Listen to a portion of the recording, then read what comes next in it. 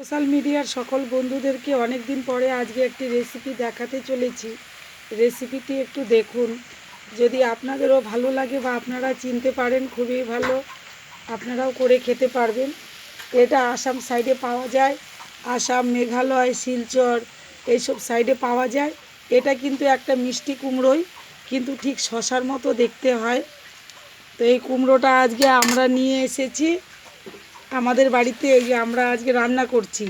এটা কিভাবে কি করে কিছুই জানি না, তারপরেও আমি ওই 5 ফোড়ন, শুকনা লঙ্কা আর পেঁয়াজ ফোড়ন দিয়ে আমি এটাকে ভেজে নিচ্ছি বেশি করে তেল দিয়ে। এই সবজিটাকে দিয়ে দেখছি খেয়ে কেমন হয়। আশা করি ভালো হবে, গন্ধটা তো খুব সুন্দর বেরিয়েছে। এর মধ্যে দিচ্ছি হলো আমি জিরের গুঁড়া, হলুদের গুঁড়া আর একটু মিষ্টি দেব, নুন দেব আর মিষ্টি দেব। এই দুটো দিয়ে তৈরি হচ্ছে আমার এই রেসিপিটি। দেখে নিন, যদি ভালো লাগে আমিও আপনাদেরকে শেয়ার করছি। আশা করি ভালোই লাগবে, খুব সুন্দর হয়েছে, গন্ধটাও খুব সুন্দর বেরিয়েছে, খুব দারুণ হচ্ছে ব্যাপারটা।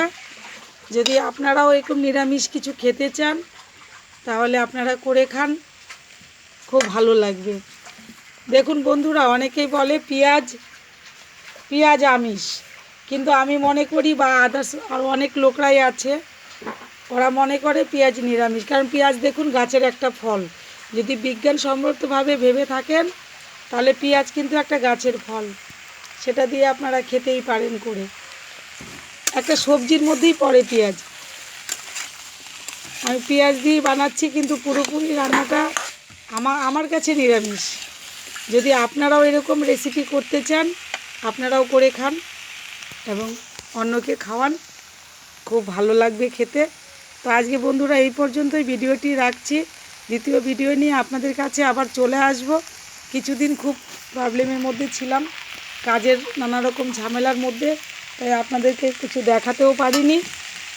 রান্না তো দূরে থাক, আপনাদেরকে এগ্রিকালচারের কাজকর্মও দেখাতে পারিনি, কোনো ভিডিও নিয়েও আপনাদের কাছে আসতে পারিনি। আজকে প্রায় 5-6 দিন পরে আবার নতুন করে আপনাদের কাছে একটি ভিডিও নিয়ে এলাম। আশা করি আপনাদের ভালোই লাগবে। আজকে বাড়িতে আছি বলে এই যে আবার উনুনেই রান্না হচ্ছে। আশা করি আপনাদের ভালো লাগবে। ভালো লাগলে ভিডিওটি লাইক করবেন।